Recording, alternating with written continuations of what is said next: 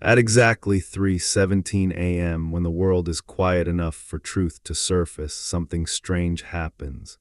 Not in the streets, not in the sky, but beneath the foundations of what we trust the most, beneath museums, beneath textbooks, beneath the stories we were taught to never question, because history, real history, does not disappear quietly. It leaves scars, it leaves anomalies, and sometimes it leaves doors that were never meant to be opened. Tonight we begin there. In the basement of one of the world's most respected museums, security cameras show nothing unusual. Empty corridors, flickering fluorescent lights, a lone night guard making his rounds, every step echoing against stone laid long before electricity ever existed. This museum holds humanity's memory, civilizations catalogued, ages labeled, timelines locked in place, but memory is selective. And on this night, something is wrong. A door that should not be open, stands ajar. No alarm, no record, no explanation. The guard hesitates. He has walked past this door hundreds of times. It has never moved. It isn't on any official floor plan. It isn't mentioned in any briefing. It has no plaque, no exhibit number, no public-facing purpose. Just a small metal sign, its paint faded almost to nothing. Uncatalogued acquisitions, restricted. He raises his flashlight. The beam cuts into darkness and reveals stone steps descending downward, smooth, worn, ancient. These are not modern steps. These are not museum architecture. These are steps shaped by time, by repetition, by thousands of feet that once passed here long before modern history began counting.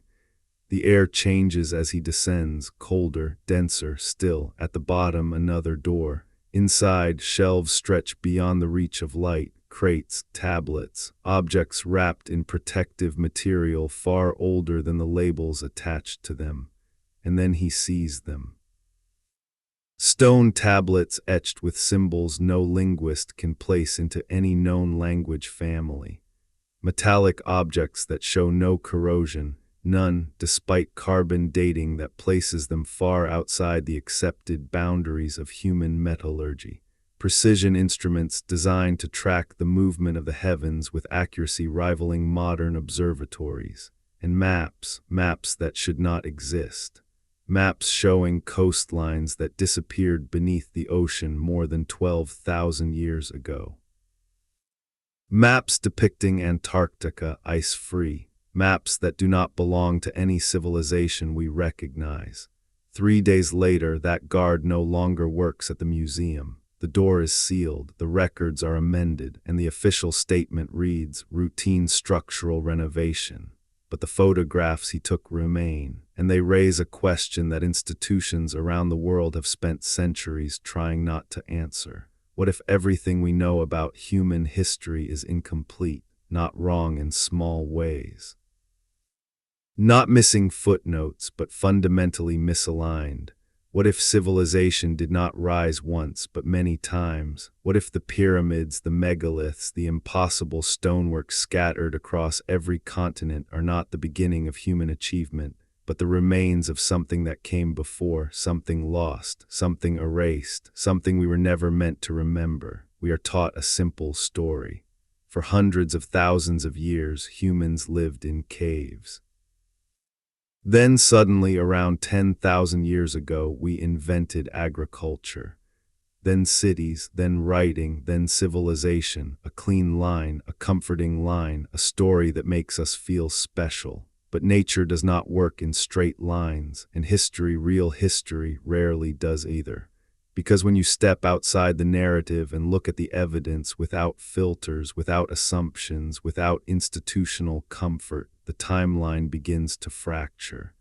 Let us begin with something undeniable. There are structures on Earth that should not exist, not because they are mysterious, not because they are beautiful, but because they are engineered with a level of precision that modern technology struggles to reproduce. Massive stone blocks weighing hundreds of tons, cut with tolerances measured in fractions of millimeters. internal angles so precise they require tools we are told ancient people did not have, surfaces so flat they exceed the accuracy of many modern machine shops. And these structures are not isolated. They appear across the globe, on different continents, in different cultures, separated by oceans and millennia. Yet they share the same signatures, the same geometry, the same astronomical alignments, the same impossible craftsmanship. This is not coincidence. This is a pattern. In the mountains of Peru, stones weighing more than 200 tons are fitted together so perfectly that a blade cannot pass between them. No mortar, no cement. Just geometry locking mass into place. In Egypt, granite boxes carved from one of the hardest stones on earth exhibit internal precision that rivals modern machining tolerances. In Lebanon, foundation stones weighing more than modern cranes are capable of lifting were placed with such accuracy that they have not shifted in 2,000 years. And beneath the oceans, where no one was looking, lie structures that follow not nature's randomness but architecture's logic, terraces, staircases, right angles. Cities swallowed by rising seas. Around 12,000 years ago, something happened. The last ice age ended not slowly, not gently, but violently. Sea levels rose hundreds of feet. Entire coastlines vanished. Land that had been inhabited for thousands of years disappeared beneath the waves. And if an advanced culture had existed along those coastlines, if its cities were ports, trade hubs, centers of navigation and astronomy, then almost all physical evidence of that civilization would now lie underwater, out of sight, out of reach, out of the narrative, and that is exactly where we are finding it. But this story is not just written in stone, it is written in memory, because every culture on earth, every single one tells the same story. A great flood, a time before the waters rose, a world that ended, and a small group of survivors who carried knowledge into the future. Different names, different details, same structure. Same catastrophe, same reset. These stories are dismissed as myth. But myths do not appear globally with shared architecture unless they are encoding something real. Because before writing, before books, before digital records, stories were how humanity preserved truth. And then there is something else, something far more unsettling, human genetics. Our DNA tells a story textbooks rarely emphasize. There were moments, multiple moments, when humanity almost went extinct. Population bottlenecks so severe that all humans alive today descend from only a few thousand individuals. Think about that. Entire civilizations, languages, technologies, cultures gone, not over centuries, but in a geological instant. What survives an extinction-level event? Not libraries, not cities, not complex machines, only people, and people remember. Fragments, symbols, rituals, stories, and sometimes stone. What if the ancient monuments were not built by primitive societies discovering civilization for the first time? What if they were built by survivors, people who remembered something greater? People trying desperately to preserve knowledge before it vanished forever. What if what we call the dawn of civilization was actually the aftermath of a collapse, a recovery, not a beginning? This idea is uncomfortable because it challenges everything, our sense of progress, our sense of superiority. Our belief that we are the pinnacle, but the evidence does not care about comfort. It only cares about truth. And once you see the pattern, you cannot unsee it. Because the story of humanity may not be a straight climb from ignorance to enlightenment. It may be a cycle, rise, peak, collapse, amnesia, rebuild, over and over again. If that is true, then the ruins around us are not relics of primitive minds. They are warnings, messages sent forward in time.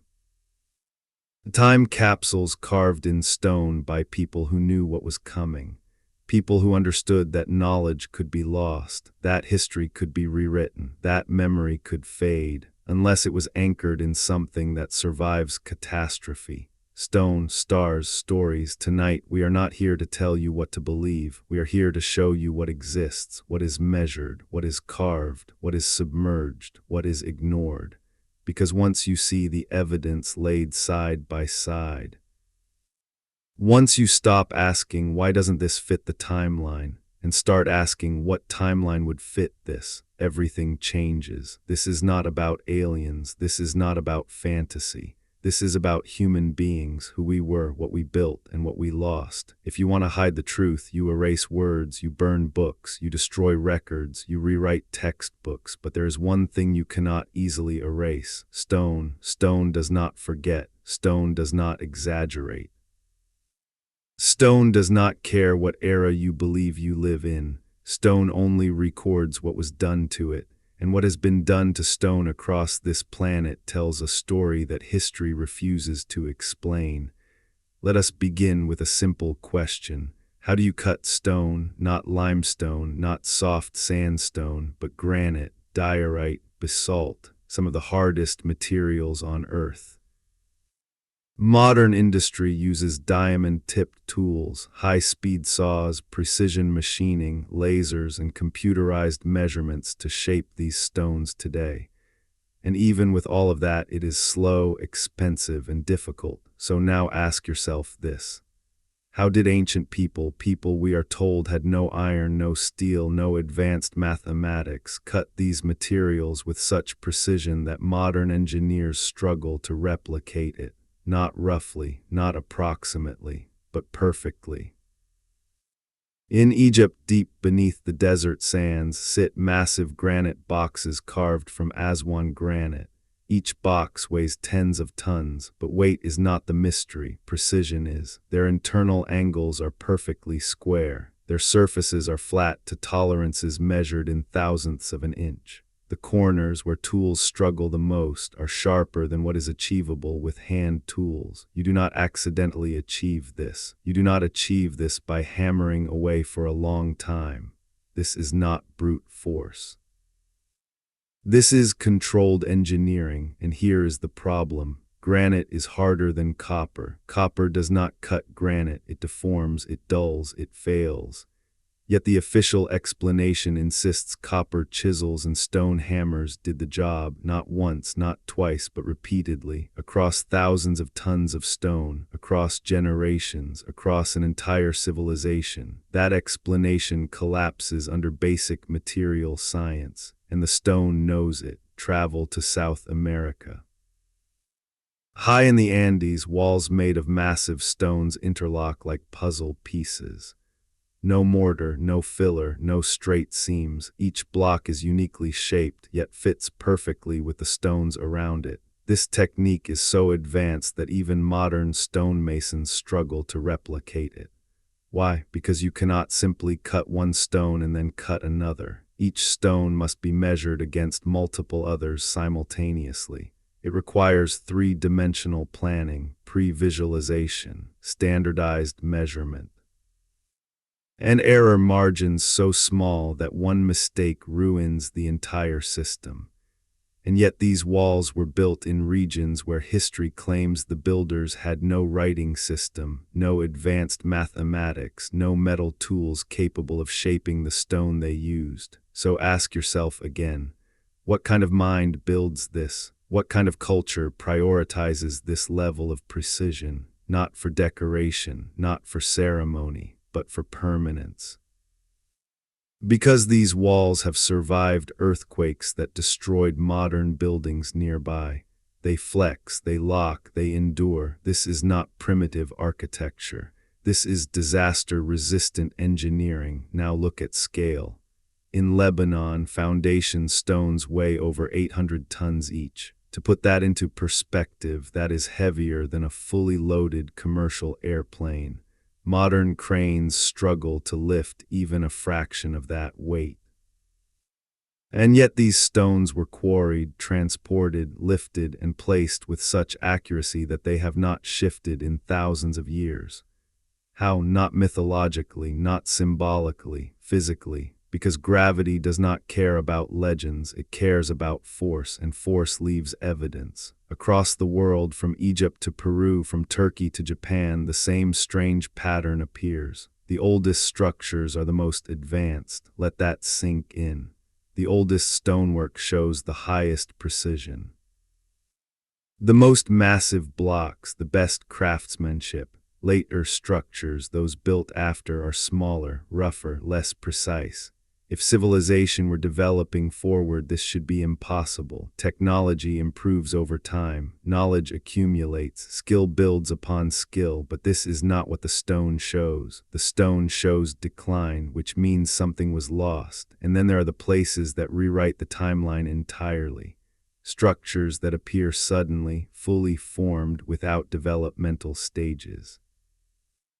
No experimentation, no crude prototypes, just mastery from the beginning. This is not how innovation works, unless the knowledge already existed, unless the builders were not inventing but remembering. Now let us go somewhere even more unsettling, underwater, because water hides what history cannot explain. When sea levels rose at the end of the last ice age, coastlines vanished, entire landscapes disappeared. If advanced cultures lived along those coasts, and all evidence suggests early humans favored coastlines, then their cities are not gone, they are submerged, and that is exactly what sonar surveys have been revealing. Rectangular foundations, grid-like layouts, terraces, staircases, not eroded randomness, not chaotic geology, but design, pattern, intent. Yet excavation efforts stall, funding dries up, access is restricted, because underwater archaeology has an inconvenient problem. Cannot be easily dismissed once artifacts are brought to the surface and dated. Stone does not lie, and neither does sediment. But even without the underwater evidence, the surface alone raises an impossible question. Why are similar monumental structures found on every continent? Why pyramids? Why massive stone platforms? Why astronomical alignments? Cultures separated by oceans, by thousands of years, by language and genetics, yet all building with the same obsession: the sky, the stars. Cycles, stone circles track solstices. Pyramids align with cardinal directions to astonishing accuracy. Temples encode lunar and solar cycles. Some even align with precessional movement, a cycle that takes 26,000 years to complete. You cannot observe that in a lifetime. You cannot observe it in 10 lifetimes. To know it exists, you need continuous astronomical records spanning thousands of years. So who recorded them, and when? Because the math exists, the alignments exist. The stone exists, only the explanation is missing. There's a moment when coincidence becomes statistically impossible, when similarity becomes inheritance, and when patterns stop being accidental. What we are seeing is not independent invention. It is shared knowledge, a shared blueprint. Fragments of something once global, but here is where the story becomes deeply uncomfortable. Because if advanced knowledge existed before our accepted timeline, then it did not vanish quietly. Something happened, something catastrophic enough to erase cities, infrastructure, industry, and population while leaving behind stone. And when we look at Earth's history, we find exactly that: abrupt climate shifts, massive flooding, global fires, rapid temperature changes, events that happen not over millennia but decades, civilization ending decades, and humanity's genetic record confirms it: near extinction, multiple times, not metaphorically, literally. Imagine it.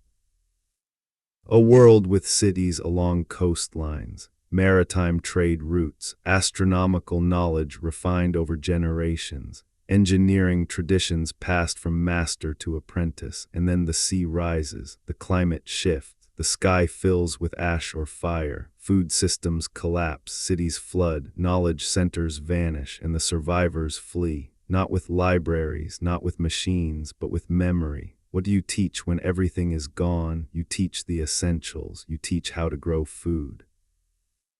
You teach how to track the seasons. You teach how to build with stone because stone lasts. You encode knowledge in myth because myth survives when books do not. You align structures with stars because the stars do not burn, and you leave markers, monuments, time capsules, warnings. This is why so many ancient sites feel deliberate beyond their apparent purpose.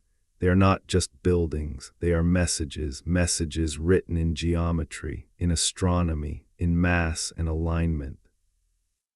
Because those are languages that survive catastrophe. And this brings us to the most dangerous question of all. If this has happened before, if civilizations rise and fall in cycles, then what are we standing on right now? Progress, or the edge of the same pattern? Because the stone does not show a single rise, it shows repetition. And repetition means inevitability, unless the cycle is broken. Before there were books, before there were borders, before there was history as we define it today, there was something else. Memory, not the kind written down, not the kind archived in libraries, but the kind carried forward in voices, stories told by firelight, stories repeated so often they became sacred, stories that survived when everything else was washed away.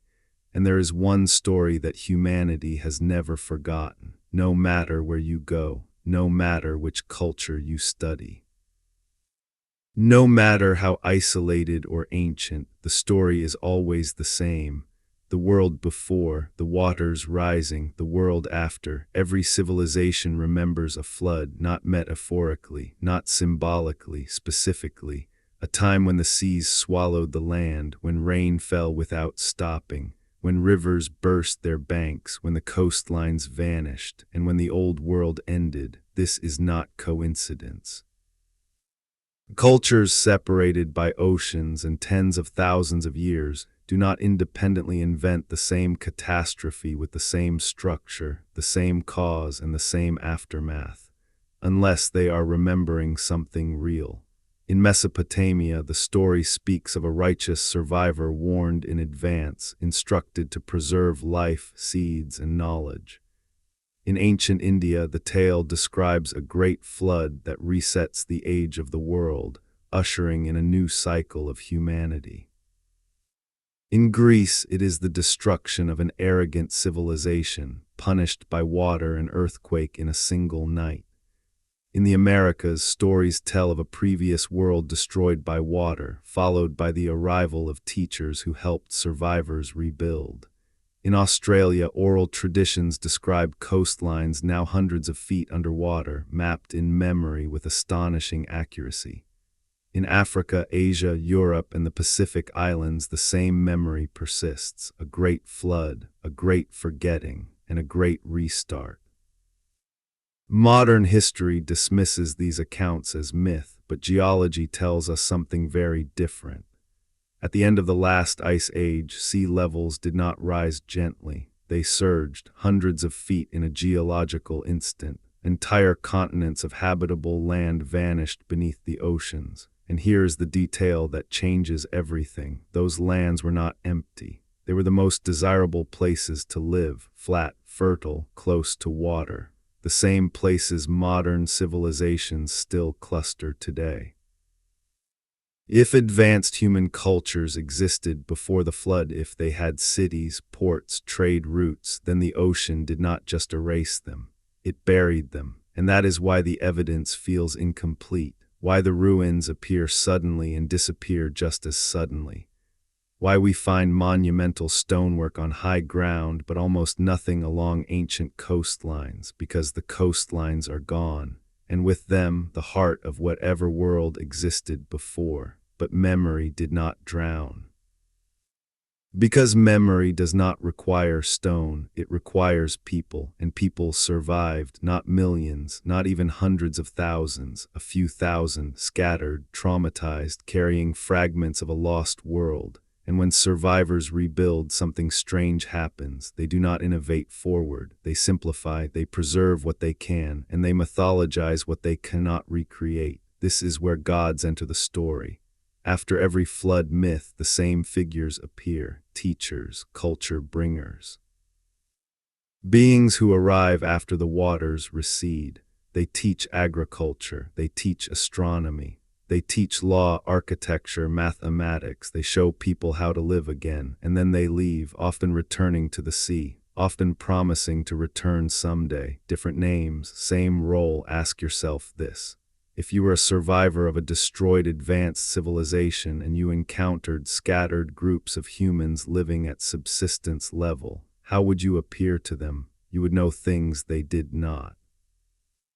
You would build things they could not. You would understand the sky, the seasons, the earth. You would seem godlike, and your knowledge would become sacred, not because it was mystical, but because it worked. This is why ancient civilizations appear suddenly in the archaeological record, fully formed, with writing systems, with complex mathematics, with astronomical knowledge, no gradual build-up, no experimental phase, just arrival, because they were not inventing, they were inheriting. Fragments of something older, and this explains another great mystery. Why ancient knowledge peaks early and then declines, why the earliest monuments are the most precise, why later generations struggle to replicate them, why myths speak of a golden age followed by degeneration, because knowledge was not being discovered, it was being lost generation by generation, until only ritual remained, until symbols replaced understanding, until the gods became stories rather than teachers. There is a word for this in anthropology, cultural amnesia, and it happens faster than anyone wants to admit. Within one generation, literacy can vanish. Within two, advanced engineering disappears. Within three, ruins become holy places. Within four, no one remembers how anything was built, only that it was built by the ancients, or the gods. This is why so many ancient cultures insist they did not build their greatest monuments. The Inca said the massive stone walls were already there. The Egyptians spoke of a time before dynasties. The Maya claimed their calendar was inherited. The Sumerians said knowledge came from before the flood. These are not excuses, they are admissions, and yet there is something even more unsettling. The flood stories do not just describe destruction, they describe cycles, a world before, a world after, and the certainty that it will happen again. This is not random fear, it is pattern recognition. Ancient calendars are obsessed with cycles, not years. Not decades, but vast cosmic periods, cycles of the sun, cycles of the stars, cycles tied to the slow wobble of Earth's axis. A movement so subtle it takes thousands of years to observe, and yet ancient cultures knew it. They encoded it. They built monuments aligned to it. They warned of resets tied to it. Why? Because if catastrophe is cyclical, then survival depends on memory, not technological memory, cultural memory, knowledge that persists even when infrastructure collapses. And this brings us to a realization that is deeply uncomfortable. We are not living at the end of history. We may be living between cycles, in the recovery phase, rebuilding what was lost, convincing ourselves that progress is linear. That collapse is impossible. That technology makes us immune. Every civilization before us believed the same thing, and every one of them left warnings, not in words, but in stone, in alignment, in myth, in silence. History is very good at explaining what it understands, and very good at ignoring what it does not. Because when an object appears that does not fit the timeline, when something surfaces that arrives too early, or works too well, or implies knowledge that should not yet exist, it is not celebrated. It is labeled, misunderstood, ceremonial, symbolic, an anomaly, and then it is quietly moved aside. There is a word archaeologists use when they encounter something that does not make sense. Ceremonial, it sounds harmless, respectful, academic, but what it really means is this: we don't know what this is, and explaining it would cause problems. Because the moment an object is acknowledged as functional rather than symbolic, the entire timeline begins to shake. Let us start small. simple, a clay jar discovered in the early 20th century, buried near the ruins of ancient Mesopotamia. At first glance, it looks unremarkable, a small terracotta vessel. Inside it, a copper cylinder. Inside that, an iron rod. The opening sealed with asphalt, nothing ornate, nothing mystical, until someone asks the wrong question. What happens if you pour an acidic liquid inside? The answer is electricity. A measurable electric current, enough to power small devices, enough for electroplating, enough to change everything. The official explanation: it was ceremonial, a religious object used for ritual purposes. No explanation is given for why a ritual would require a working electrical circuit. No explanation for why its design is functionally correct. No explanation for why replicas work exactly as predicted.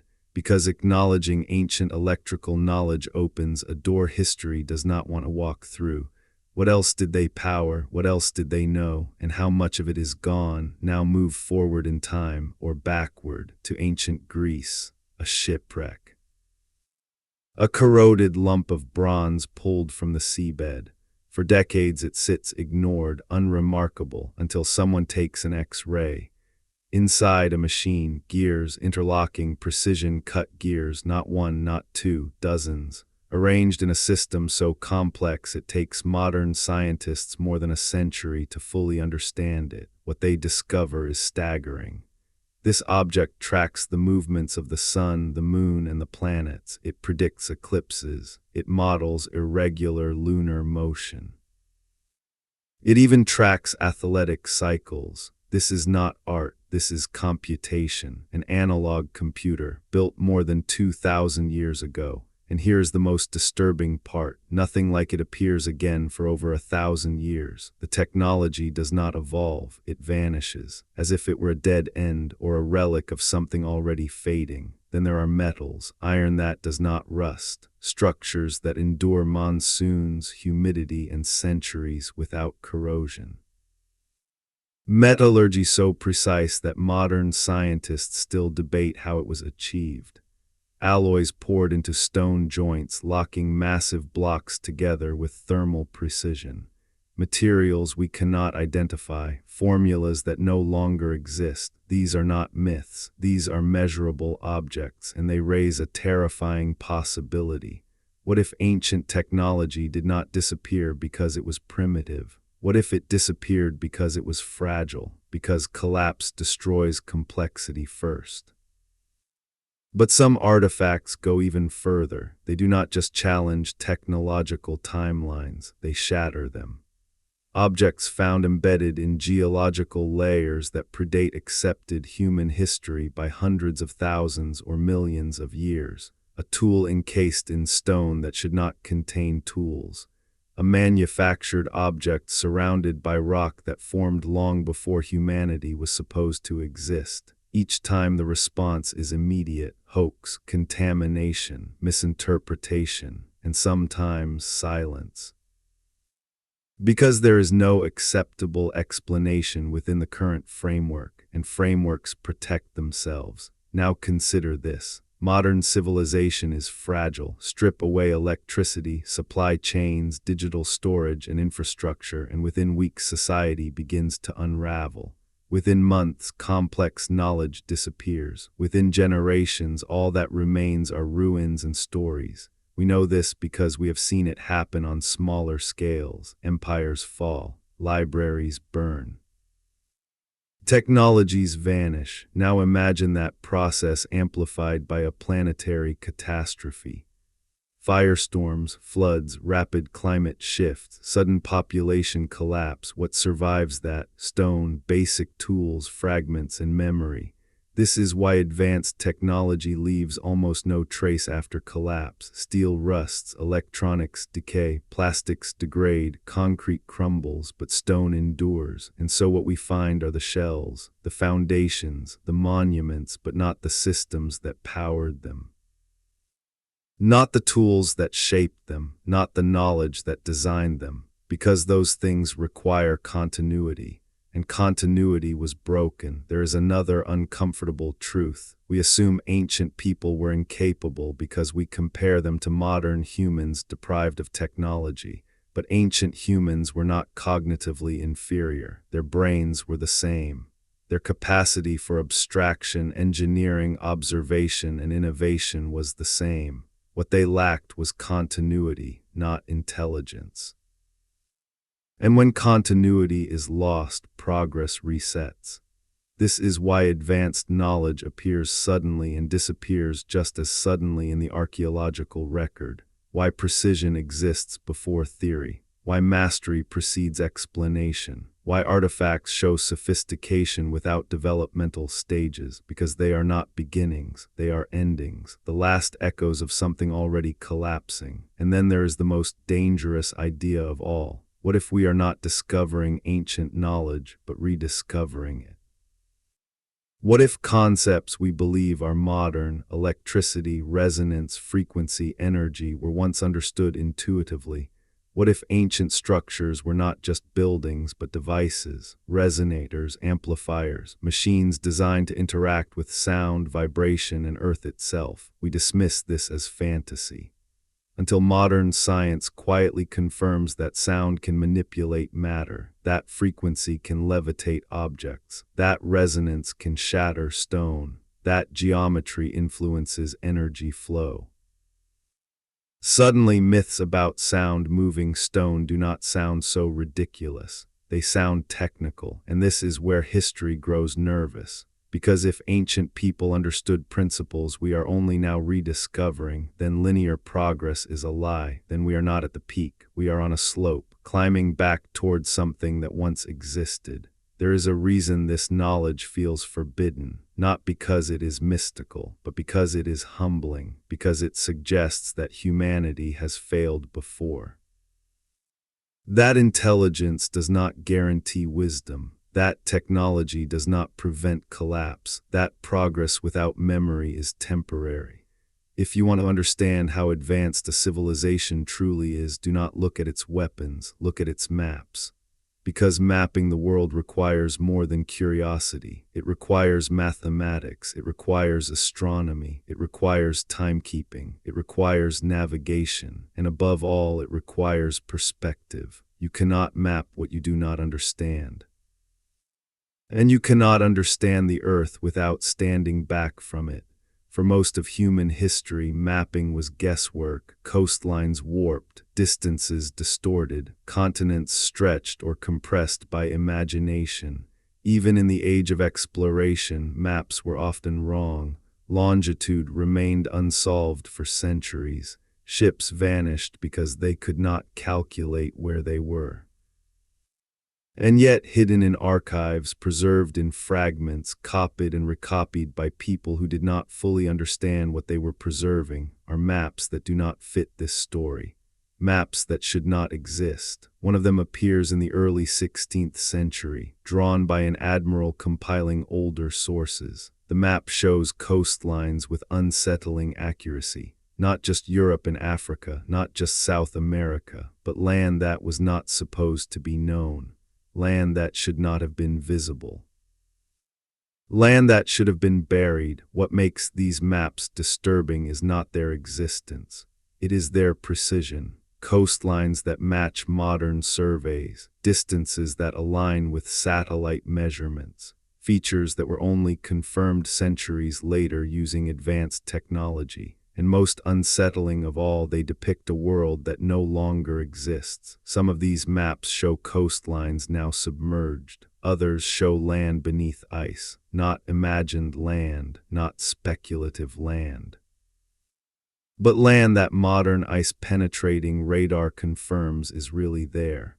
Mountain ranges, river systems, internal geography, details that cannot be guessed, details that must be observed. Here is the question history refuses to answer. Who observed them, and when? Because to draw a map like this, you need more than ships hugging coastlines. You need accurate latitude and longitude. Latitude can be calculated with stars. Longitude cannot. Longitude requires precise timekeeping. Chronometers accurate enough to track time differences across the globe.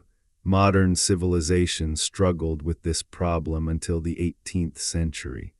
So how did ancient source maps solve it? There is only one explanation that fits the evidence. The source material for these maps was created by a civilization that had already solved the problem of global navigation.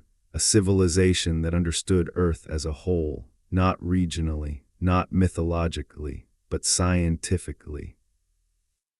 And here is where the timeline breaks, because some of these maps show a planet during the transition out of the last ice age. They show a world in flux, rising seas, exposed continental shelves, Antarctica before it was locked beneath ice, which means the original surveys were made more than 12,000 years ago, at a time when history insists humans were incapable of such knowledge. Think about what this implies. Someone charted the world when sea levels were hundreds of feet lower. Someone explored coastlines that are now drowned. Someone mapped regions now buried under ice. Someone had the technology, organization, and motivation to do so, and then almost all evidence of them vanished, except for copies, fragments, echoes. This is why these maps feel like ghosts. They are not discoveries. They are memories preserved by accident, surviving only because later civilizations copied them without fully understanding their origin. And it is not just one map, it is a pattern. Multiple maps from different centuries, from different cartographers, all claiming ancient sources, all showing impossible knowledge, all dismissed as anomalies, because to accept them would require rewriting history. Now consider this. Mapping the Earth is not a hobby. It is an investment. It requires resources, ships, crews, time. It requires a civilization stable enough to think beyond survival, curious enough to explore, advanced enough to measure, and confident enough to record. Who would do that? Not scattered tribes, not post-cataclysm survivors, but a global culture, a maritime civilization, one that lived by the ocean, traded by the ocean, measured the world by the ocean. And that brings us back to the flood, because when sea levels rise, maritime civilizations are the first to be destroyed. Ports vanish, cities drown, trade collapses, and with it, the world they built. If such a civilization existed before the end of the Ice Age, it would explain everything.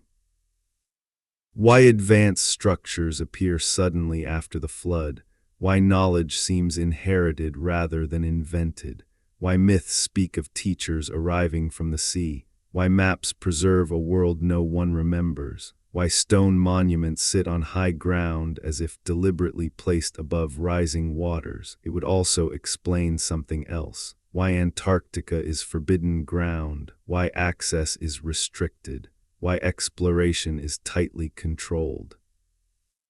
Because if evidence of ancient habitation were found beneath the ice, not speculation, not anomalies, but cities, then the last pillar of the accepted timeline would collapse. This is not about conspiracy. It is about consequences, because rewriting human history would reshape identity, religion, power, and progress. It would force us to admit that civilization is fragile, that intelligence does not prevent collapse, that we have failed before, and yet the maps remain, quiet, unassuming, waiting for someone willing to ask the wrong questions. There is a moment in every investigation where the evidence becomes too consistent to ignore, when coincidence runs out of excuses, when dismissal becomes denial. This is that moment, because maps do not lie. They either reflect reality or they are impossible, and impossible is not an explanation. In the next part, we will follow this knowledge further, into the organizations that claim to have preserved fragments of the old world, into the mystery schools, the guarded traditions, the encoded symbols, because if a civilization fell, its survivors would not leave knowledge in the open. They would hide it, protect it, pass it on quietly, and that is exactly what we see. When a civilization collapses, the first thing that dies is not the people, it is knowledge. Libraries burn, institutions vanish, technologies decay, but not all knowledge is lost equally. Some of it survives, not because it is written down, but because it is guarded. Hidden, encoded, passed from mind to mind rather than page to page. And if an advanced world existed before the last great catastrophe, its survivors would have understood something critical: never leave everything in one place again. This is where the story takes a quieter turn, away from monuments and maps, away from stone and water, and into something far more subtle: tradition. Because across history there have always been groups who claim to possess ancient knowledge, not invented knowledge.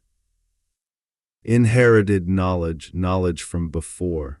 They go by many names: mystery schools, inner circles, initiatory orders, and they all tell the same story: that civilization is cyclical, that knowledge rises and falls, that catastrophe returns, and that wisdom must be protected from both destruction and misuse. In ancient Egypt, knowledge was not public, it was tiered: outer teachings for the masses, inner teachings for the initiated. Deeper still, knowledge reserved only for those who had proven discipline, patience, and understanding. You did not simply learn astronomy, you earned it. You did not study geometry, you embodied it, because geometry was not abstract, it was sacred. It was the language of structure, of proportion, of the universe itself. This is why so much ancient knowledge appears encoded rather than explained. Symbols instead of formulas, myth instead of manuals, architecture instead of textbooks. Because symbols survive when explanations do not, and symbols can be decoded when the time is right.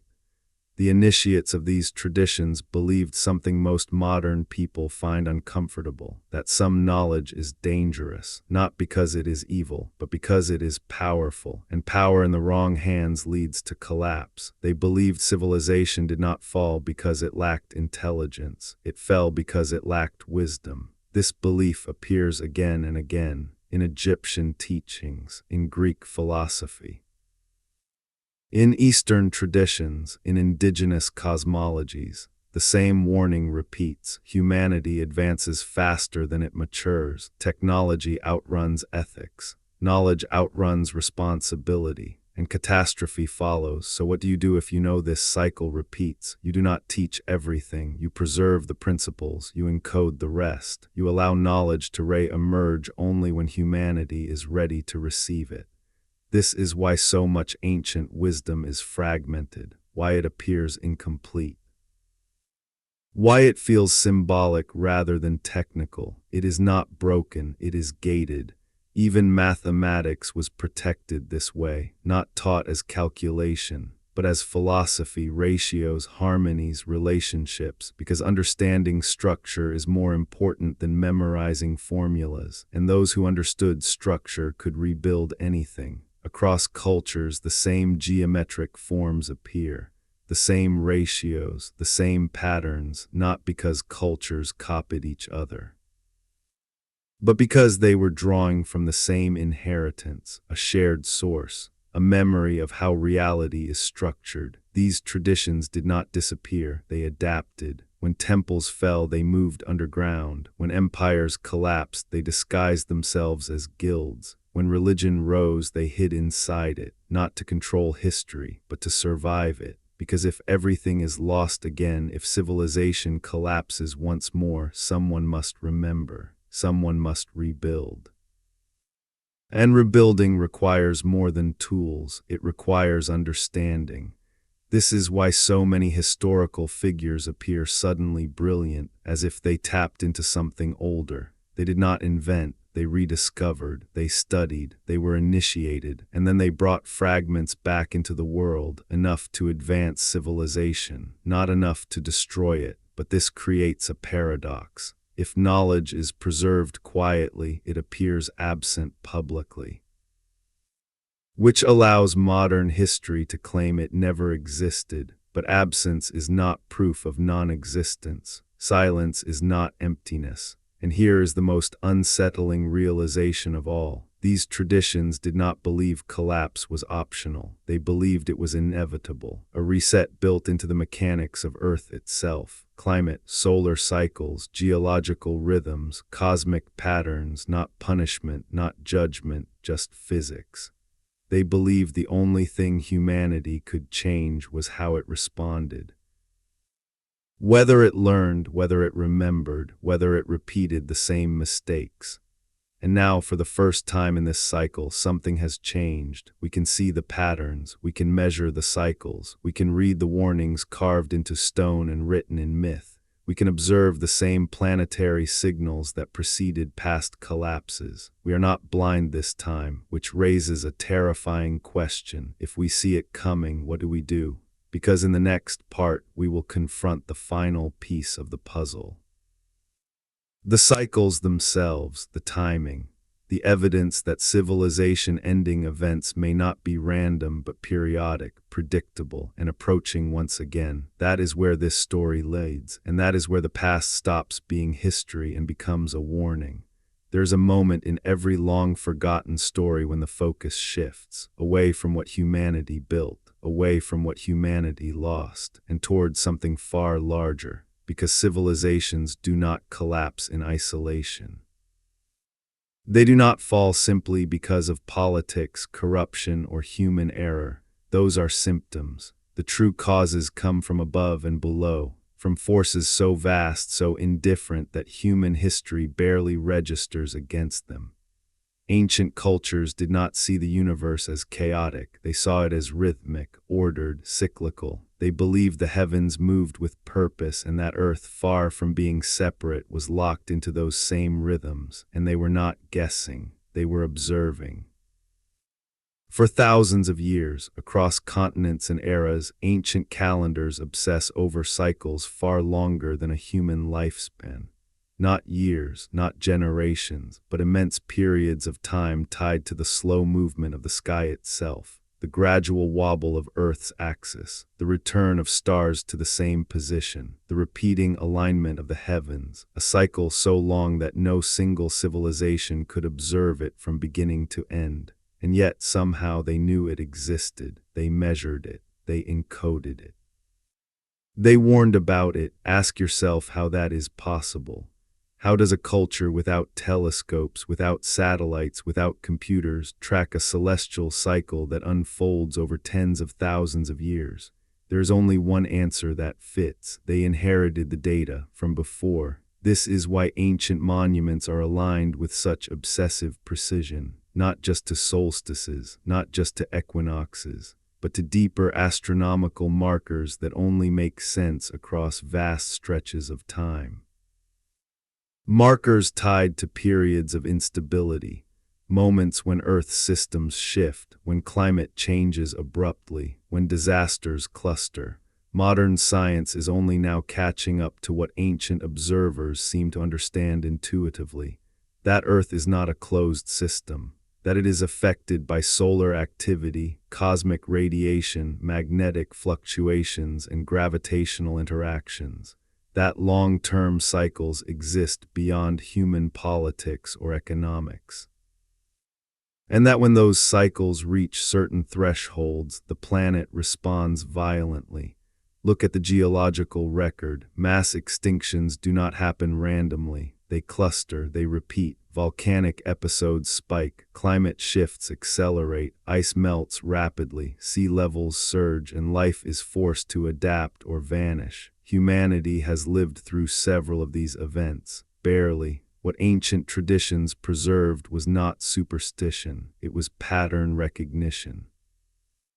The understanding that civilization is not permanent, that progress is not guaranteed, that intelligence does not protect against cosmic forces, and that forgetting these truths guarantees repetition. This is why ancient texts speak of ages not metaphorically, but mechanically. Ages that rise, ages that decay, ages that reset. The language may be poetic, but the structure is precise. Each age ends not with a whimper, but with upheaval, fire, water, ice, darkness, light. Always transformation, and here is the detail that modern narratives struggle to accept. The ancients did not see these events as punishment. They saw them as inevitability, natural resets, the universe clearing its slate. Civilization to them was temporary by design. That belief changes everything. Because if collapse is expected, then survival depends not on preventing it, but preparing for it, preserving knowledge, choosing what matters, ensuring that something survives into the next cycle. This is why ancient cultures invested so much effort into permanence. Stone instead of wood, geometry instead of language, alignment instead of inscription. They built for a future they knew they would not see, for people they would never meet, for a world that would rise from their ruins, and that future is us. We tend to think of ourselves as advanced because of technology, but technology is fragile. Electricity disappears and civilization stumbles. Digital memory fades and history vanishes. Data requires constant maintenance. Stone does not, stars do not, stories do not. The ancients understood something we are only beginning to grasp, that progress without memory is meaningless, that rebuilding without understanding leads to the same mistakes, and that the greatest danger is not catastrophe itself, but arrogance, the belief that this time is different. Every civilization before us believed it had outgrown collapse, that it was too powerful, too advanced, too enlightened. And every one of them left ruins. Now consider where we stand. Global systems stretched thin.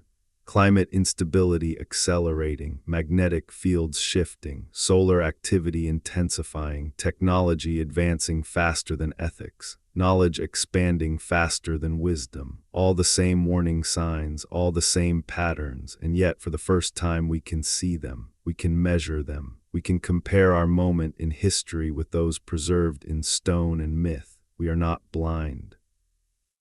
Which makes our position unprecedented, because awareness creates responsibility. If we know the cycle exists, if we recognize the warning signs, if we understand that others stood where we stand now and failed, then ignorance is no longer an excuse. The ancients did not leave us monuments to impress us. They left them to remind us. They were saying, this has happened before. We built this before. We lost it all before. Learn, and now the question shifts. Not did advanced civilizations exist before us, not did catastrophe erase them. The evidence has already answered that. The real question is far more unsettling. Are we listening? Because in the next part we will confront the most uncomfortable possibility of all, that this cycle is not merely approaching but already in motion. And that what comes next will determine whether civilization number 7 becomes just another layer of ruins or the first to finally break the pattern. That is where this story is heading, and once we go there is no turning back. There is a moment in every repeating pattern when recognition arrives too late, a moment when the signs are no longer subtle, when warnings are no longer theoretical, when change is no longer approaching but unfolding. Civilizations rarely realize they are standing at the edge until the ground begins to move beneath their feet, and by then, the story has already chosen its direction. The ancients believed cycles could be read, not guessed, not feared. Read, they watched the sky not as mystics but as observers. They tracked the sun not as a god but as a force. They studied the earth not as a static home but as a living system, and what they recorded again and again was instability, not constant chaos, periodic upheaval. Modern science now confirms what ancient observers suspected. Earth's magnetic field is not fixed, it weakens, it shifts, it wanders.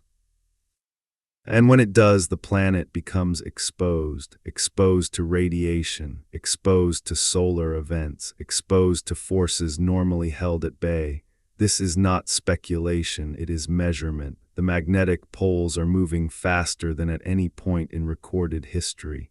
Not inches, not feet, hundreds of miles, accelerating, unstable. And when the magnetic field weakens, Earth's natural shield thins, the sky becomes dangerous. The same time, the sun, the engine of everything we depend on, is far from constant. It pulses, it cycles. It releases energy in waves and bursts, sometimes gently, sometimes violently. Modern instruments now record solar events powerful enough to cripple global infrastructure in minutes. Events that would shut down satellites, erase communications, collapse power grids, and that is with the shield still partially intact. Ancient traditions speak of times when the sun behaved differently. When the sky burned brighter, when the air itself seemed to ignite, when heat, fire, and darkness followed one another in terrifying succession. Descriptions once dismissed as poetic exaggeration until physics caught up. Then there is the earth itself, beneath our feet, tectonic systems storing stress over centuries, volcanic networks connected across continents, ice sheets melting not gradually but suddenly, oceans rising not gently but in pulses. The geological record shows this clearly. Rapid transitions, abrupt endings, worlds that changed faster than civilizations could adapt, and here's the pattern that refuses to go away. Major resets cluster around the same intervals, not random, not evenly spaced, but rhythmically aligned, as if Earth itself operates on a long-term cycle of release and renewal. A cycle humanity is part of, whether we acknowledge it or not. The ancients did not fear this, they respected it. They understood that resisting the cycle was futile. But remembering it was essential, because survival depends not on stopping the storm, but on preparing for it. This is why so many ancient warnings are indirect, encoded, symbolic, hidden in stories of gods and monsters, because you do not scare a civilization into wisdom. You guide it toward humility. But modern humanity has a problem the ancients did not. We believe we are insulated, protected, above the forces that shaped every civilization before us. We believe technology makes us invincible. That data replaces memory. That infrastructure replaces wisdom. Yet our systems are more fragile than any before. Interconnected, dependent, vulnerable. Remove electricity and cities stop functioning. Remove satellites and navigation collapses. Remove digital memory and history evaporates. We have never been more advanced and never more exposed. This is the paradox of civilization number 7. We know more than any culture before us, and yet we have built our world on foundations that cannot survive disruption. The ancients built in stone because they expected loss. We build in code because we expect continuity. And that expectation may be the greatest risk of all, because continuity is a luxury the planet does not guarantee. This is where the story stops being ancient history and starts being a mirror. Because if the cycle is real, if resets have happened before, if civilizations rose, peaked, and vanished not because they were foolish, but because they were unprepared, then the question becomes unavoidable. What would preparedness even look like today? Not bunkers, not escape plans, not survivalism for the few. Those are fear responses. The ancients thought bigger, longer. They asked, what must survive even if we do not? What knowledge matters enough to preserve at all costs? What mistakes must never be repeated? They preserved geometry because it explains structure. They preserved astronomy because it explains cycles. They preserved stories because stories teach restraint. They preserved stone because stone remembers. We preserved speed, efficiency, growth, consumption, but not memory. This is why the ancient warnings feel urgent now, not because disaster is guaranteed tomorrow, but because ignorance is no longer defensible. We are no longer innocent. And that brings us to the most uncomfortable realization of all. If we fail again, it will not be because we did not know, it will be because we chose not to listen. In the next part, we will confront the final inheritance left to us by the past. Not monuments, not maps, not myths, but responsibility. because civilization number 7 is the first to understand the cycle while still standing inside it. And what we do with that understanding will decide whether the pattern finally ends or simply continues, with us buried beneath the next layer of history, waiting for someone else to remember. There's a strange weight that comes with understanding, not the excitement of discovery, not the thrill of forbidden knowledge, but responsibility. Because once you recognize a pattern, you cannot pretend it is not there. Once you see the cycle, you are no longer just a witness to history. You become part of it. Every civilization before us left behind evidence of brilliance. They built, they explored, they mastered their world in ways that amazed those who came later, and every one of them, without exception, believed their moment was permanent, that their achievements would endure. That collapse was something that happened to others, primitive others, unlucky others, but history does not reward confidence, it rewards preparation. The ruins scattered across this planet are not monuments to ignorance, they are monuments to forgetting.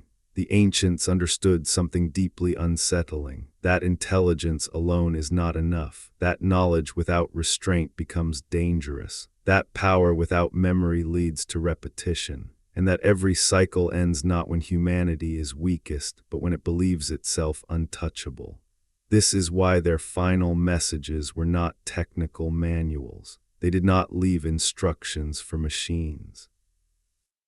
They did not preserve blueprints for weapons or engines. They left warnings, encoded in story, carved into stone, written into the sky, because warnings age better than instructions. Modern humanity stands at a unique threshold. For the first time, we can look backward far enough to see the pattern clearly. We have geology, astronomy, genetics, archaeology, independent disciplines all pointing to the same conclusion. Civilization is not linear, it is cyclical. And we are not outside the cycle, we are inside it. This realization changes the meaning of progress. Progress is no longer about how fast we advance, it is about how well we remember. Because advancement without memory is acceleration toward collapse. Think about what we value: speed over stability, growth over balance, innovation over preservation. We measure success in years. The ancients measured it in ages. They thought in terms of thousands of years. They built structures meant to last beyond catastrophe. They aligned monuments to cycles far longer than any dynasty. They accepted that they might not survive, but humanity might. This is the difference between knowledge and wisdom. Knowledge asks, what can we do? Wisdom asks, what should endure? And this is where civilization number 7 faces a choice no other civilization had the luxury to make consciously, because we can see the warning signs. We can read the records in ice cores and sediment layers. We can observe the sky with instruments that confirm ancient fears. We can recognize that our systems are fragile, not invincible. The question is not whether collapse is possible. It always has been. The question is whether awareness can change the outcome. The ancients believed it could. That is why they tried. That is why they built. That is why they preserved. That is why they whispered across time instead of shouting. They were saying, do not worship our ruins. Do not repeat our mistakes. Do not confuse advancement with maturity. Remember us not as gods, but as warnings. This is the burden of remembering. It is not romantic. It is not comfortable. It does not promise salvation. It offers responsibility. Because if we truly understand that we are not the first, then we must accept that being the last is possible, unless we choose differently. And this is where the story pauses. Not because it is finished, but because what comes next depends on the listener, on whether this knowledge becomes entertainment or transformation. In the next part, we will confront the most difficult question of all. If civilization can break the cycle, what would that actually require? Not in theory, not in myth, but in action. That is where this journey leads next. And that is where remembering becomes more than knowledge, it becomes a test. There comes a point in every long inquiry when the evidence stops expanding outward and begins turning inward. A moment when the ruins are no longer ancient, when the warnings are no longer abstract, when the cycle is no longer something that happened then, but something happening now. This is that moment. Up until now, we have talked about civilizations, about stone and water, about collapse and memory, about cycles written into the earth and the sky. But cycles are not broken by civilizations, they are broken by people, and that is where the real question begins. Every past civilization reached a point where it believed the same thing. We understand the world now. We have solved the problem. We are different, and in that belief they stopped listening. The ruins tell us something uncomfortable. Collapse does not come when a civilization is weak. It comes when it is confident, when it believes its systems are permanent.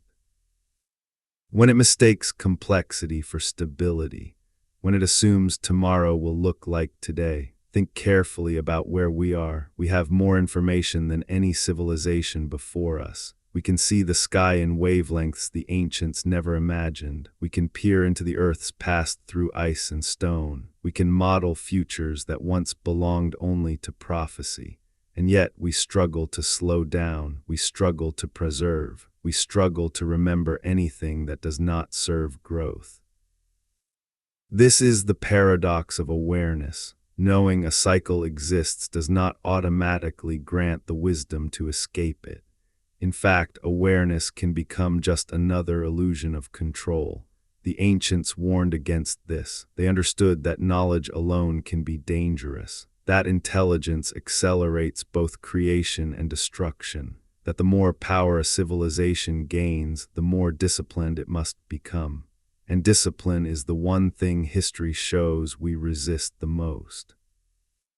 Breaking a cycle does not mean preventing catastrophe. Catastrophe is part of nature. The ancients knew this. They did not seek immortality for their cities. They sought continuity for humanity. That distinction matters. To break the cycle does not mean saving everything. It means choosing what must survive, not physically, but essentially. Ask yourself this. If everything we built vanished tomorrow, what would actually matter? What knowledge would be worth carrying forward? What lessons would we hope someone remembers? Not our technology, not our wealth, not our speed, but our understanding.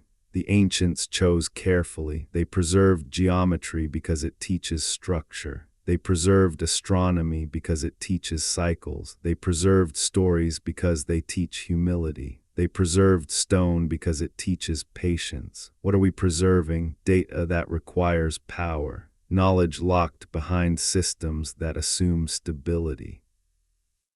Memories outsourced to machines we do not fully control. We are building higher than ever on foundations that have never been tested by true collapse. This is not an accusation.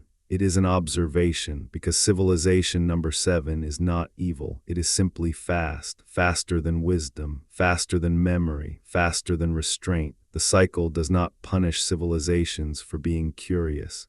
It resets them for being careless, for forgetting limits, for ignoring patterns, for assuming that mastery over tools equals mastery over consequences. If there is a way forward, if this cycle can be bent, softened, or transformed, it will not come from technology alone. It will come from maturity, from choosing balance over domination, from remembering that progress is meaningless if it cannot endure. The ancients left us a question, not an answer. They did not tell us how to break the cycle. They only showed us that forgetting guarantees repetition. And now that question belongs to us, not to governments, not to institutions, not to history books, to individuals, to cultures, to anyone willing to carry memory forward instead of chasing novelty. Because if civilization number 7 fails, it will not be because we lacked warnings. It will be because we treated them as stories instead of instructions. This is where the past releases its grip on the narrative and where the future quietly takes it. In the next part, we will move away from collapse itself and toward the only thing that has ever survived it, human continuity, how memory is passed, how knowledge survives destruction, and how civilization has rebuilt itself every time, often in ways that history barely noticed. That is where this journey goes next, and that is where the cycle begins to reveal its final secret. When the dust settles after a collapse, when the water recedes, when the fire burns itself out, civilization does not restart with grandeur. It restarts with fragments, not cities, not nations, not technology, fragments, a way to make fire, a way to measure time, a way to tell direction, a story about what happened before. This is how humanity has always returned, not by rebuilding the old world, but by remembering just enough to begin again. History loves clean endings, empires fall. Ages end, new eras begin, but reality is far messier. Collapse is not a single moment. It is a long unraveling followed by a quiet survival, and survival does not look heroic. It looks small, it looks ordinary, it looks human. Imagine the aftermath of a true global collapse, not a political collapse, not an economic downturn, but a planetary reset, climate instability, flooded coastlines, broken skies, silent machines, the world we know gone, what remains? Not experts, not institutions, not archives. What remains are people who can adapt, people who can read the land, people who know the seasons, people who remember patterns instead of systems. These are not the rulers, they are the survivors, and survivors do something extraordinary. They simplify, they strip away complexity until only the essential remains, because complexity requires stability, and stability is gone. This is why every post-collapse civilization begins with agriculture, astronomy, and ritual. Not because humans are primitive, but because these are the foundations: food, time, meaning. Without these, nothing else matters. This is also why advanced knowledge often disappears completely, not because it was useless, but because it could not be maintained. Try preserving advanced metallurgy without supply chains. Try preserving electronics without electricity. Try preserving written knowledge when paper rots and storage burns. Now ask yourself, what kind of knowledge can survive collapse? The answer is unsettling. Only knowledge that lives inside people, inside memory, inside practice, inside story. This is why myths matter more than manuals. A manual tells you how. A myth tells you why, and why is what endures when circumstances change. This is the great misunderstanding of modern culture. We think survival is about tools. But survival has always been about understanding cycles, understanding limits, understanding consequence.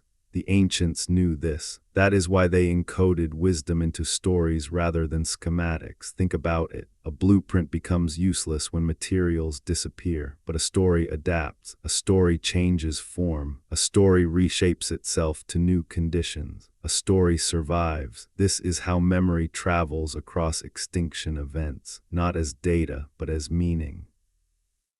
After every collapse, survivors rebuild using what they remember, not what they lost. They recreate agriculture because it is remembered. They rebuild astronomy because it is remembered. They rebuild ritual because it creates cohesion. But advanced systems, those fade, and this creates a strange illusion for future archaeologists. Civilization appears to rise suddenly, as if knowledge emerged from nowhere, as if humanity leapt forward, but it did not leap, it recovered.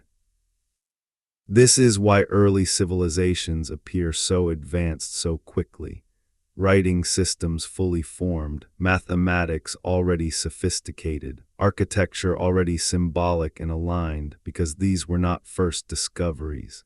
They were reintroductions, but reintroductions come with loss. Nuance disappears, context erodes, meaning shifts, and over generations, fragments become myths, and myths become religion. And religion becomes dogma, and dogma replaces understanding. This is not a failure.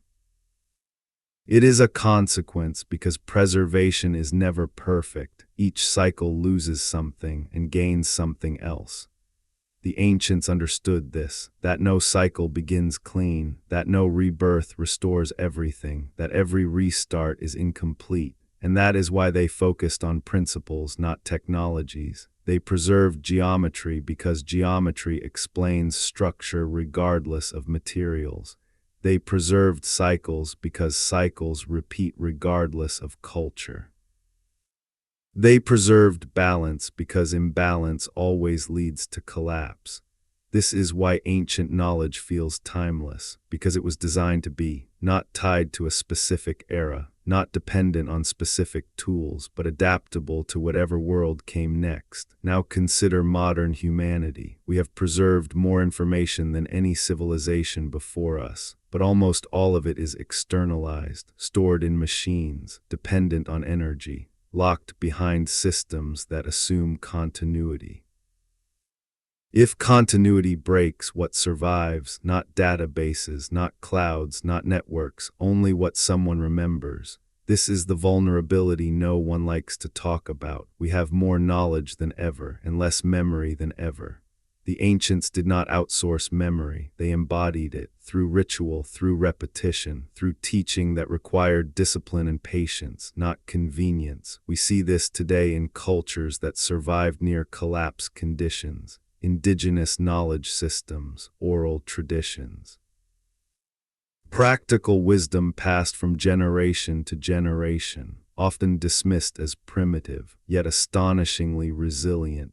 These cultures know how to live without infrastructure, how to read the land, how to predict weather without satellites, how to preserve food without refrigeration, how to navigate without instruments. This is not backwardness, it is redundancy, and redundancy is the key to survival. Advanced civilizations fail not because they lack intelligence, they fail because they lack redundancy.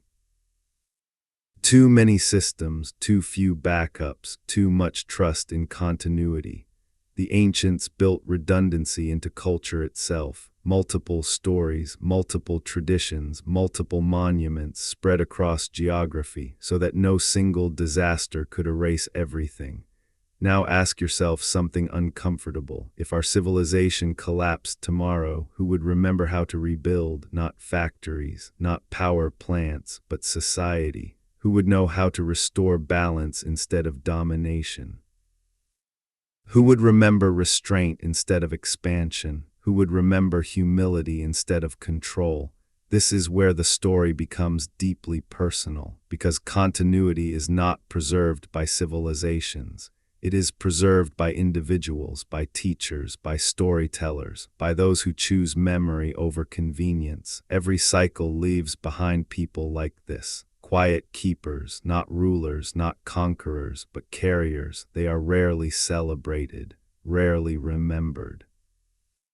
But without them, humanity would not return. This is the hidden engine of history, not empires, not wars, but transmission. Civilization does not reboot like a machine. It reawakens like a child, slowly, imperfectly, curiously, and what it becomes depends entirely on what it was taught. This is why the ancients feared forgetting more than death, because death is individual, forgetting is collective, and forgetting guarantees repetition. Now we arrive at the heart of the matter. If civilization number 7 truly understands the cycle, if we can see what others could only sense, then our responsibility is not to prevent collapse at all costs. That is impossible. Our responsibility is to preserve wisdom through collapse, not for ourselves, but for whoever comes next. This is what the ancients were trying to do. They were not trying to save their world. They were trying to save us, or rather, whoever would come after them. They were saying, here is what matters. Here is what repeats. Here is what destroys us. Here is what must be remembered. and now that burden belongs to us, whether we accept it or not. When we speak of collapse, we imagine endings, fires consuming cities, floods swallowing land, empires vanishing in a single violent moment. But history tells a more complicated truth. Not all civilizations end by disappearing. Some end by becoming invisible. There is a mistake we make when we look backward. We assume that if something is no longer recognizable, it no longer exists. But survival does not always look like preservation. Sometimes survival looks like transformation. Sometimes it looks like dilution.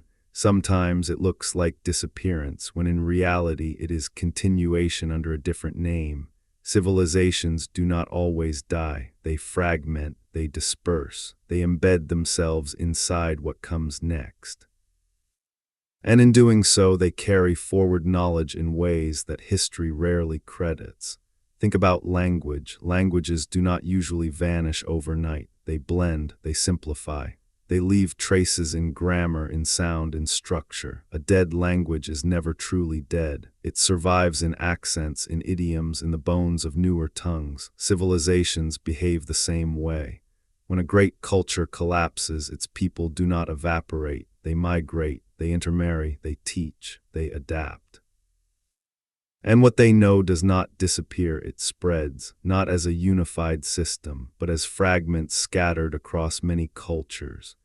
This is why the archaeological record feels discontinuous, why knowledge appears in places where it should not, why similar symbols appear in distant lands, why myths echo each other across oceans, because what we are seeing is not coincidence, it is diffusion. After a collapse, survivors do not announce who they were. They do not rebuild under the same banner. They integrate.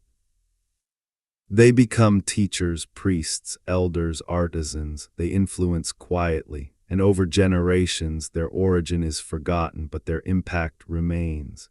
This is one of the reasons history struggles to see pre-collapse civilizations. They are not gone, they are everywhere, just unrecognized. Look at ancient agricultural knowledge. Crop rotation, selective breeding, soil management, seed preservation. These are not simple discoveries. They require long-term observation and experimentation.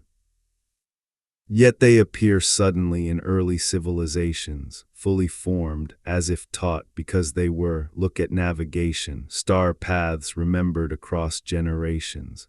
Ocean currents mapped without charts, wayfinding systems that work even today. These are not accidents, they are inherited systems, refined by people who lived in a world where such knowledge meant survival. Look at medicine, herbal knowledge precise enough to heal or poison with intention. Plants chosen not at random but through trial, error, and understanding. Knowledge passed orally because writing was not always available, yet astonishingly accurate. All of this points to the same conclusion. Some civilizations did not collapse into nothing, they collapsed into influence. This is why the idea of a single lost civilization is misleading. There was not one, there were many overlapping, layered, interconnected, each rising, falling, and seeding the next. Think of civilization as a river, not a tower. It does not rise straight upward. It flows, it branches, it floods, it dries, it returns, and each time it returns it carries sediment from before. This is why the question, where did they go, is often the wrong question. They went into us, into our traditions, into our stories, into our instincts, into practices we no longer remember learning. This is also why certain ideas feel ancient beyond explanation. Why concepts like balance, reciprocity, sacred geometry, cycles, and restraint appear again and again, because they were learned the hard way, through collapse and preserved through survival. But here is the part history rarely acknowledges. Some knowledge was deliberately hidden, not lost, hidden. After collapse, not all survivors share everything. Some knowledge is dangerous in unstable conditions. Some tools amplify harm when societies lack restraint. Some understanding must wait until maturity returns. This is why advanced knowledge often retreats underground after catastrophe. Not literally, though sometimes that too, but socially, into closed groups, into initiatory traditions, into systems of teaching that require discipline, patience, and ethical grounding. This is not conspiracy. It is caution, because power without stability destroys faster than ignorance ever could. This pattern appears again and again. Knowledge preserved not by openness but by selectivity. Not by publication, but by transmission, teacher to student, generation to generation, often disguised as ritual, as symbol, as myth. This is how civilizations survive their own collapse, by becoming smaller, quieter, more selective. Over time, as stability returns, fragments of this knowledge resurface, sometimes rediscovered independently, sometimes reintroduced deliberately, often misattributed, but always recognizable to those who know what to look for. This is why history is full of sudden renaissances, moments when knowledge blooms rapidly, when ideas appear before their time, when individuals seem to pull brilliance from nowhere. They are not creating from nothing, they are reconnecting. This also explains why modern humanity struggles to trace the lineage of ideas, because the lineage is not linear. It is braided, hidden, interrupted. Consider this. If advanced knowledge survived collapse only in fragments, then rediscovery is inevitable. But rediscovery comes without context, without the memory of why certain limits existed, without the lessons learned through failure. This is one of the greatest dangers of rediscovery. We regain capability faster than wisdom. We repeat experiments without remembering the consequences. We rebuild tools without understanding why they were once set aside. The ancients feared this. They warned against premature advancement. They believed knowledge must be paired with responsibility or it would accelerate collapse. This belief is echoed across cultures, stories of forbidden knowledge, of fire stolen too soon, of towers built too high, of tools that outpaced understanding. These are not moral fables, they are historical memory encoded as story. Warnings preserved because direct explanation did not survive. Now consider our moment. We are rediscovering everything at once. Enter. Genetics, artificial intelligence, global systems. We are pulling fragments from every past cycle simultaneously. But we are doing so without the lived memory of collapse. We know about collapse, but we have not felt it, and there is a difference. This is why civilizations that never died matter. They are carriers of restraint, of patience, of lived wisdom, often marginalized, often ignored, often dismissed as outdated. Yet they have survived every collapse precisely because they did not chase speed. These cultures do not measure success by growth. They measure it by continuity. Not how much can we build, but how long can we sustain. This worldview is ancient and profoundly inconvenient to modern civilization because it demands slowing down, it demands limits, it demands remembering that Earth too has boundaries. Civilization number 7 has inherited not only the knowledge of the past, but its unresolved tension between expansion and balance, between capability and wisdom, between memory and forgetting. And here is the truth that few are willing to face. Collapse is not always the enemy. Sometimes collapse is correction, a reset that clears unsustainable trajectories, a return to equilibrium. The ancients understood this. They did not worship permanence. They respected cycles. They accepted impermanence as natural and built accordingly.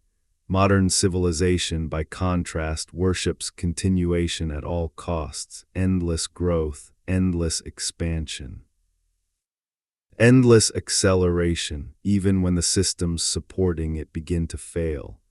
This is why collapse, when it comes, feels shocking, not because it is unprecedented, but because it is denied.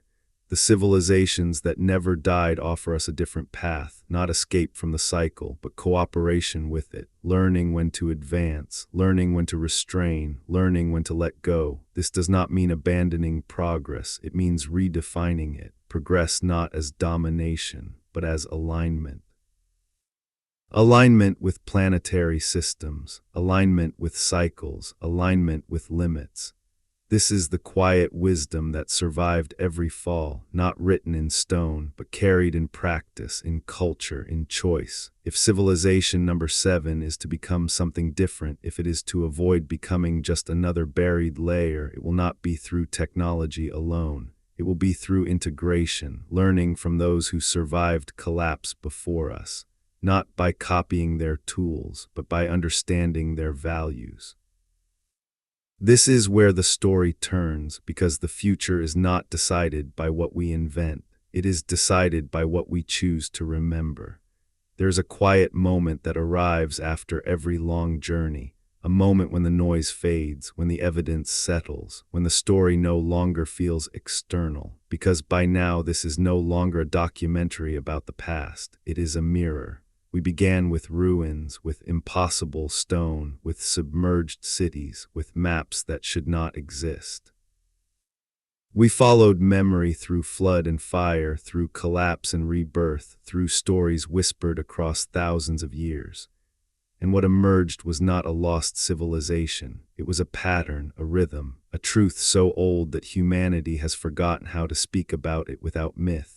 Civilization does not move forward in a straight line. It breathes, it expands, it contracts. It rises when balance is remembered. It falls when balance is ignored, over and over again, not as punishment, not as fate, but as consequence. The ancients were not warning us about a specific disaster.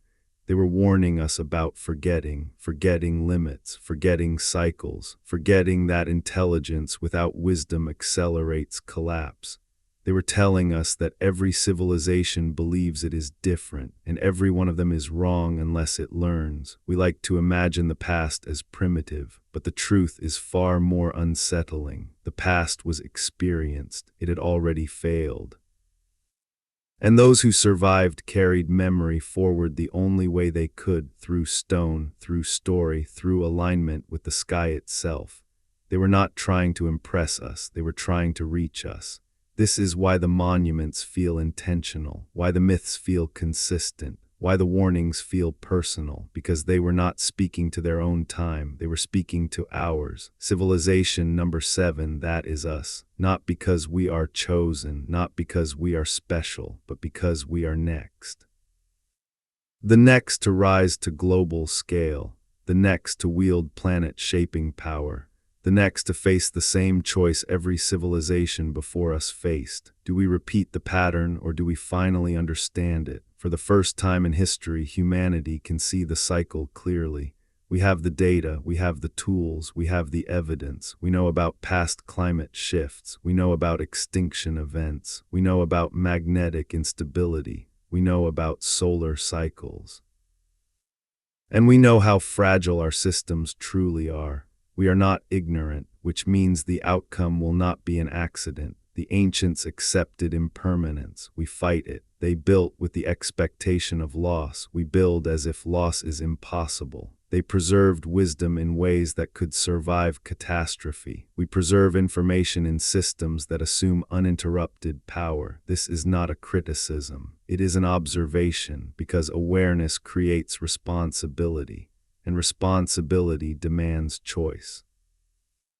The cycle does not ask whether we are advanced. It asks whether we are mature, whether we can slow down, whether we can choose restraint over dominance, whether we can align progress with continuity instead of speed. Breaking the cycle does not mean stopping change. It means changing how we change. It means remembering that survival is not about saving everything, but about preserving what matters. The ancients left us clues, not instructions, because instructions expire, clues endure. They trusted that if humanity ever reached this level again, we would recognize the signs. And now we have, so here we are, standing where others once stood, looking out at a world that feels powerful, fragile, brilliant, and unstable all at once. a world full of promise and full of warning. What happens next is not written in stone. That is the difference. For the first time, the future is not blind, it is watching itself. If civilization number 7 fails, it will not be because we lacked knowledge. It will be because we chose distraction over memory. If it succeeds, it will not be because we avoided collapse entirely, but because we carried wisdom through it. The cycle does not end with destruction. It ends with forgetting, and it begins again with remembering. You are not just watching this story. You are inside it. Every choice made now, what we value, what we preserve, what we teach, what we ignore, becomes part of the record someone else will one day uncover. The ruins of the future are being built right now. The question is what they will say about us. If this documentary changed the way you see history, if it made you question what you were taught, if it made you feel that quiet recognition that this story is older than words, then stay with us. Subscribe, because this journey does not end here. And in the comments, tell us where in the world you watched this from. Different places, different time zones, one shared memory awakening. Because the deeper we go, the more it becomes clear we are not discovering the past, we are remembering it.